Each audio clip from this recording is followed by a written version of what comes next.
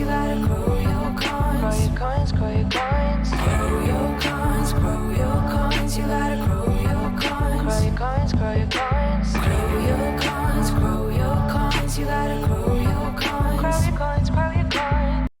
Good afternoon, ladies and gentlemen. Welcome. I am the Crypto Crow, and we are going to discuss how we have Cardano all wrong. And we're going to dive into that a bit.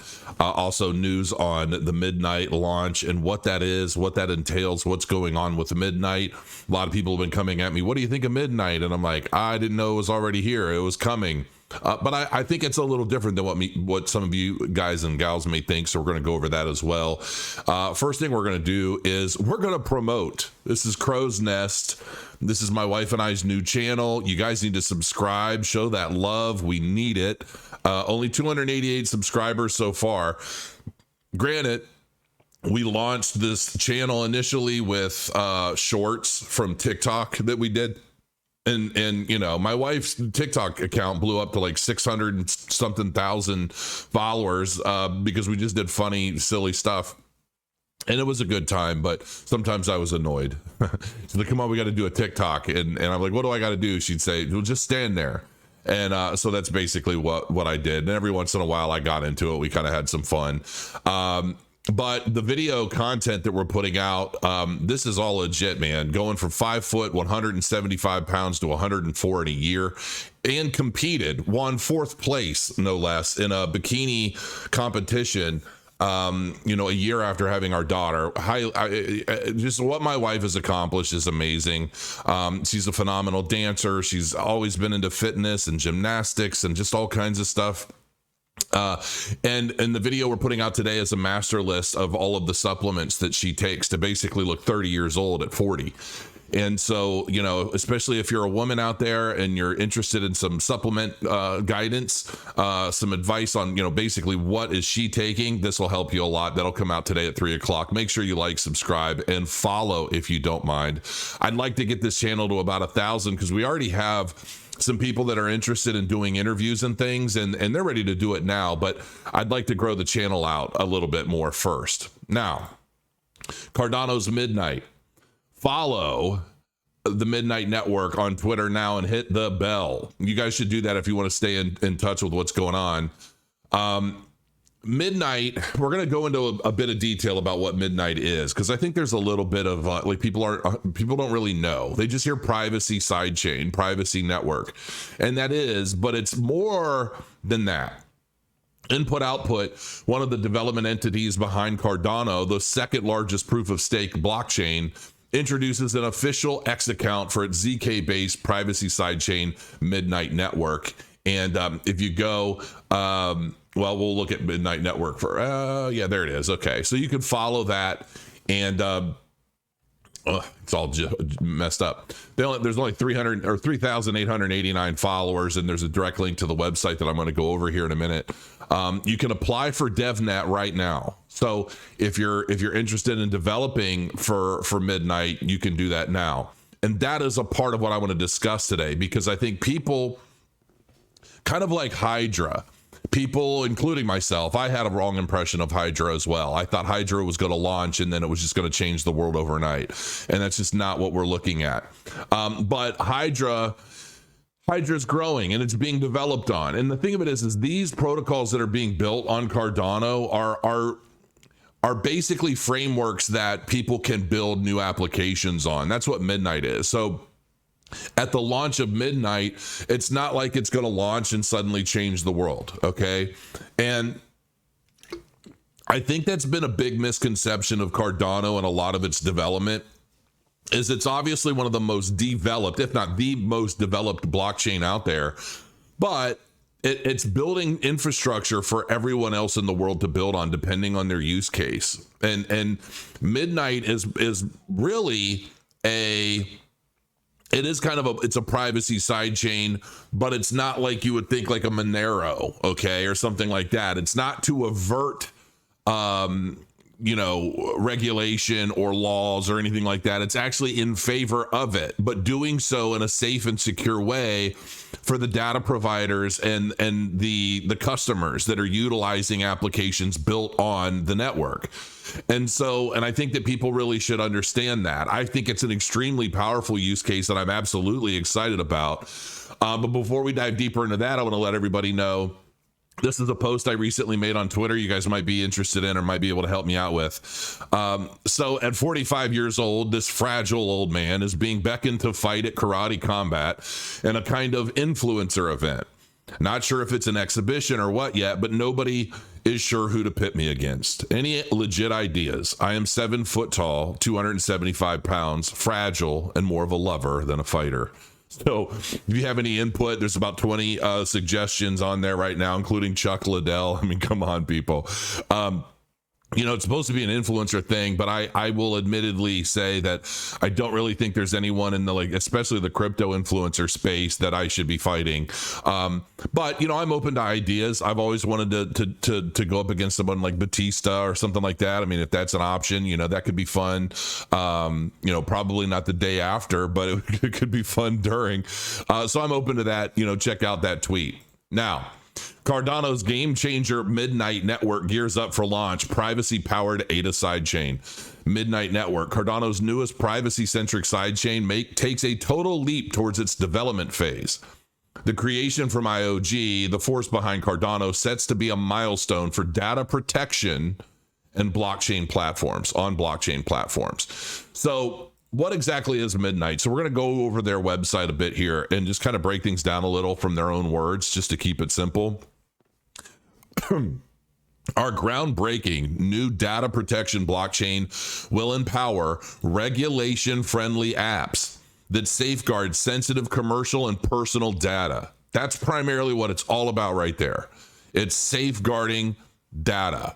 It's not trying to avert any of this stuff. It's not trying to avert the government. It's not like you're going to use it for, illicit activity on some dark website. It's not really what it's for. Okay. Developers and organizations can quickly build innovative apps with a novel and easy to use programming model based on TypeScript and zero knowledge proofs. Register for DevNet. Why Midnight? Data is being created at an exponential rate as people and companies interact in the digital world.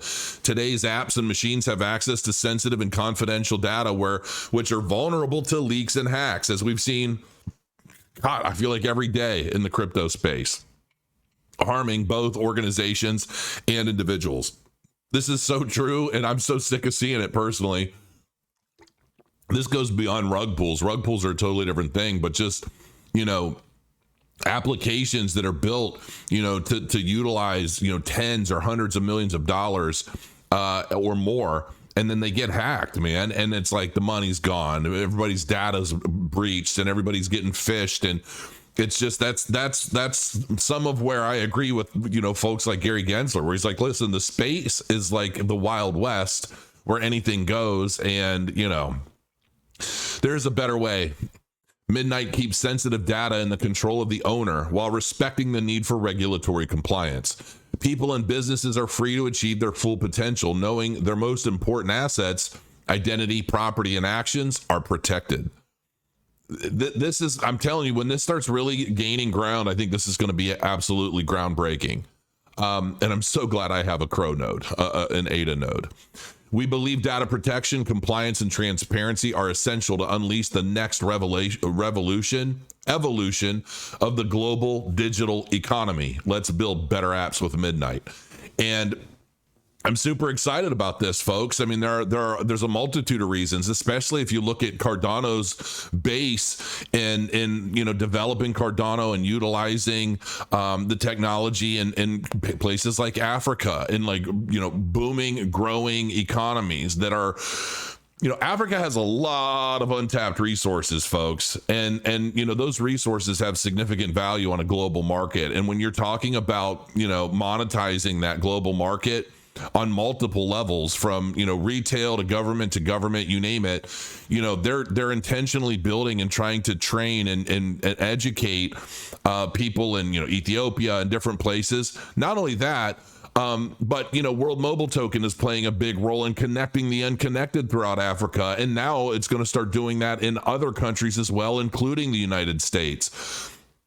I can't stress enough that when I say I stand behind and I love Cardano, these are reasons why. Because they are developing and building platforms by which people will truly be able to change the world. The technology behind Cardano is obviously that in a nutshell, but we still have Cardano wrong for a lot of reasons. And I'm going to show you something that I saw recently that Charles showed, and I was like, this is one of the coolest things I've seen to date. This, ladies and gentlemen, is the EUTXO.org beta website. And what this does is it shows you the content of Cardano based blocks, each block at a time. Now, all of this is all of the data contained in a block right now. Okay. All these different NFTs, and it shows you what the NFTs are. This is the coolest freaking data tool I've ever seen, to the point where it's almost ridiculous. 32 NFTs. Now here's the thing. What do we have wrong? You can see here transactions per second to foreign accounts, 0.55 TPS. Each one of these blocks, like this one, this has 182 outputs. This one has 8 outputs. 4 outputs. I've seen some that have as much as 500-600 outputs, right? And I saw something on Twitter recently by Charles. New block arrived. Okay, you can show me now. This one's, oh my gosh, this one, is this a big one? 95% full. This is the most full block I've seen to date. Oh, and then that was gone that quick. Okay. So anyway, you can basically watch these blocks. So every time the Cardano blockchain mints a block, it shows you everything in it. Have you ever seen anything like this before? Because I haven't. And the thing of it is that so many of us have been hung up on TPS, transactions per second, right? And when we're talking about transactions per second, we see a lot of these more linear blockchains that are touting, we can get 1,000 TPS, we can get 10,000 TPS. And a lot of these blockchains that are touting these exceedingly high transactions throughput are basically sending minuscule amounts of data in each one of these transactions, and it's a 1-for-1, right? If you send a little byte of data, that's considered a transaction, and maybe your blockchain's only able to handle so much in data throughput, but it can break up a lot of that data, or that data comes in with very small use cases. And so there are a lot of ways to fudge that. And a lot of people show this TPS data on dev nets and things. Very rarely do we see that kind of data on main nets, because on main nets, there are real data transactions. And so that throughput throttles down. Okay. And a lot of these blockchains typically show what their potential TPS throughput is to get everybody excited. Right. And what have we seen come of the majority of those blockchains? They're gone. Nobody's using them. Why are they not using them? Why are a lot of these big blockchains with significant TPS, why are they not being utilized? Well, because the technology is still garbage. In most cases, let's be real, the technology is still pretty much garbage. And so people aren't adopting them.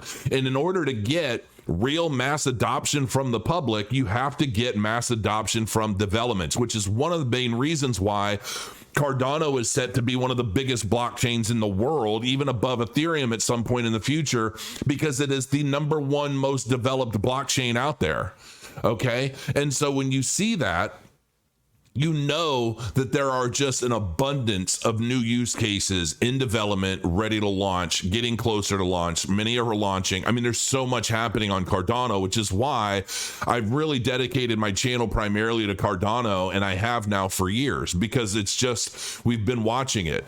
Now, so what do we have wrong? Well, what we have wrong about Cardano is, myself included, I was very big on, here's what I'm going to do. I'm going to pull this out. And I'm going to go back to this, and then I'm going to open it up on here so that you can see me talking as well, for those of you that actually want to. So you can watch the blocks drop in real time as I continue this. So basically what we attribute to success, or the potential success of a blockchain, is TPS. And when we were talking about Hydra, we were talking about how Hydra can do like 1,000 transactions per second per node. And if you take that, multiply that number by, 23 to 3,000 nodes, you got billions of transactions a second, ultimately, or billions a day. Ultimately, significantly higher than the throughput of even Visa, which is the big, competing with Visa's TPS and financial transactions was the big litmus. That was the big barrier to say we have accomplished on blockchain what they can't do in a centralized system. Cool. But and technically that is true.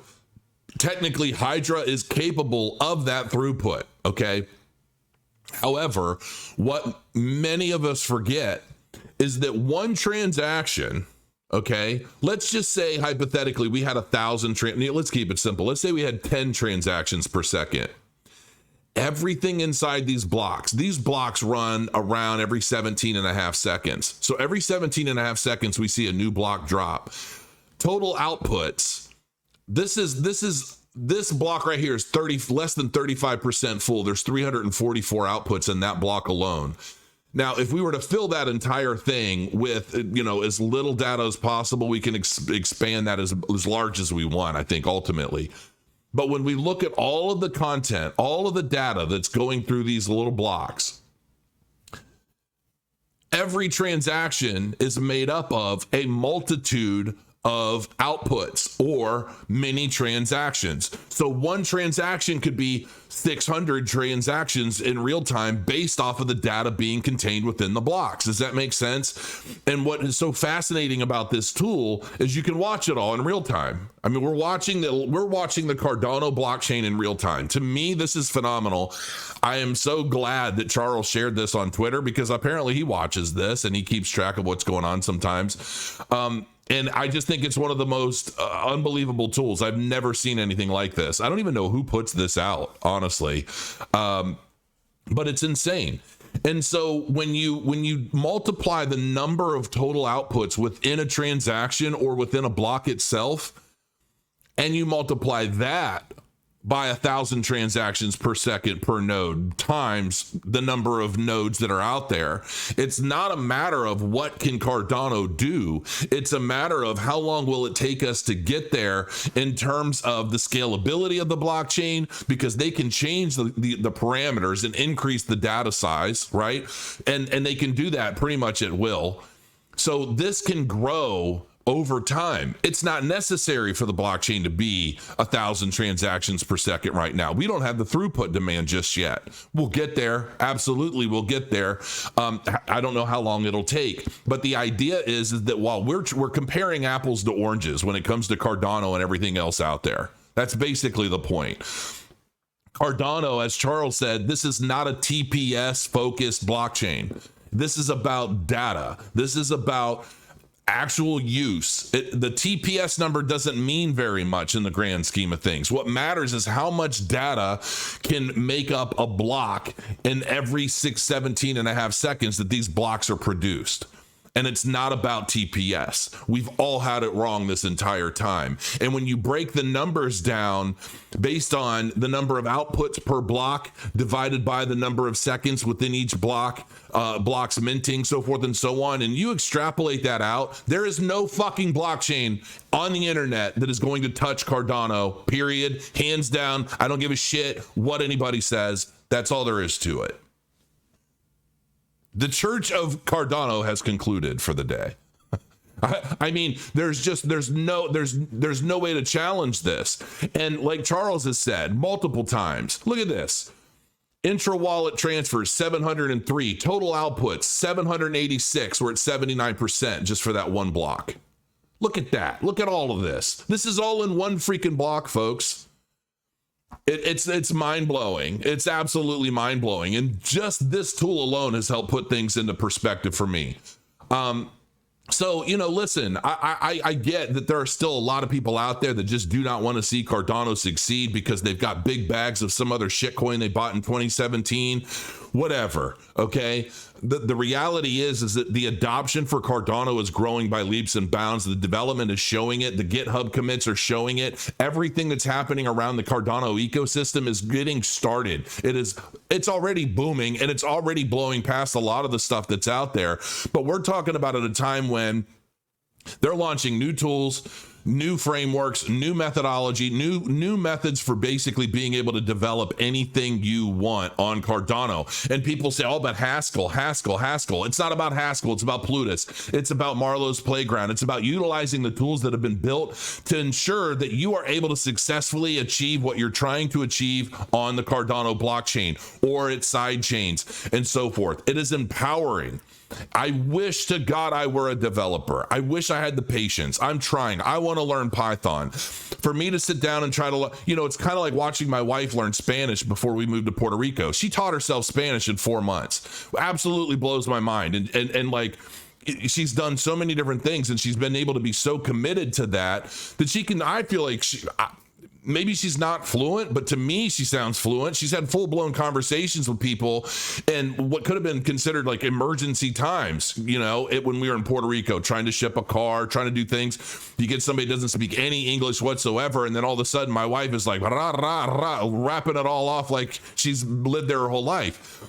And it's like, I would love to be able to get to that kind of point in programming, because I feel like if I were able to code, if I could genuinely code, I could conquer the world. I have so many ideas. There's so much stuff that I'd love to be able to do. But it's just never been something that I can sit down and really focus on, looking at a bunch of letters and symbols and things and making them all work. It's mind blowing to me. I've always been extremely envious of programmers. But anyway, the point is, I'm ready, man. I'm ready. I'm ready for Cardano to really kick off this cycle. I'm tired of seeing all of this BS about, Bitcoin goes up, Cardano's not going anywhere. Ethereum goes up. Cardano has always done its own thing when you're talking about the charts. It has always done its own thing. And I feel like when you talk about what's readily available on the markets, if you want to look at chart data and you want to look at order books and you want to look at the availability and like supply versus demand and all of that, Cardano doesn't have to move that much. It just doesn't. And the thing of it is let's just say, $20 million goes in and it pumps Bitcoin. And then that same money pumps Ethereum. And then that same money drops down. They sell all their profits in there. And then by the time it hits Cardano, it just sends Cardano straight to the stratosphere. Like right now, Cardano's value against Ethereum is, I don't know, it's like down like 60% or something like that. I'm not sure exactly what it was, but I know in the previous market cycle, it was down over 90 something percent. And at one point, even before Cardano was fully complete, right? Before it had anything, it didn't have smart contracts, it didn't have anything. Just on speculation alone, it still met, and its valuation was right neck and neck with Ethereum. What do we think is going to happen at this cycle? Now that all of these protocols, all of this stuff is all over Cardano, we've got applications, games, DeFi, NFTs, all this stuff that's going to continue driving Cardano's value even higher as Ethereum continues to try and patch all of the various holes associated with it as a blockchain. And I don't have anything against Ethereum. I say this all the time. But when I'm looking at technology and I'm looking at what I expect to happen in the next cycle, not only do I do believe, and I've been saying this now for probably 2 years, I believe that this bull cycle is going to blow away any previous cycle we've had to date, including 2017. What happens after that is another story. But I do believe that this is going to be the last opportunity for people to completely change their lives on a generational level before the shit really hits the fan. And when it comes to where I feel comfortable putting my investment and what I believe is truly going to play a significant role in the way that the paradigm of world finance and gaming and metaverse and everything else changes, I'm all in. I'm all in on Cardano, and I absolutely am a firm believer, regardless of relationships, regardless of Charles or what he says or any of that stuff. Charles, when he opens his mouth, is a big help in a lot of ways. I value Charles greatly, but this is growing beyond Charles. This is so much bigger than one man, right? Charles, to me, like I say all the time, Charles is like the Steve Jobs. Steve Jobs was a brilliant guy, and he was really good at what he did. He wasn't so so nice behind the scenes. I'm not saying Charles isn't. I'm just saying that Steve Jobs had his role in being the face of Apple. He took the work and the ideas and he worked together and he said, this is what I want to see. This is what I want. And you guys build it. And then when you build it, I'm going to tell the world about it. And that's ultimately what Charles does, but to a much deeper degree. Charles is much more involved in the development of Cardano, obviously. And quite frankly, I feel like Charles is significantly more intelligent than Steve Jobs was. Maybe that's why Steve Jobs was so much angrier. I don't know. I'm joking, but ultimately, I am 100% major believer in Cardano, how it's going to change the future. And we're already seeing applications like World Mobile Token and Cornucopias and things like that are already staking their claim to that vertical within the Cardano ecosystem. So listen, folks, I love you. I miss you. Follow my new channel with my wife, Crow's Nest. It's going to get fun. I promise. It's going to get really interesting. And as we grow, what we accomplish on that channel is probably going to blow your mind. We've got plans. I've got plans. I want to see them come true. But we got to grow a little bit. We need your support. I'd greatly appreciate it. Until next time, guys, crow your coins, and I'll see you very soon.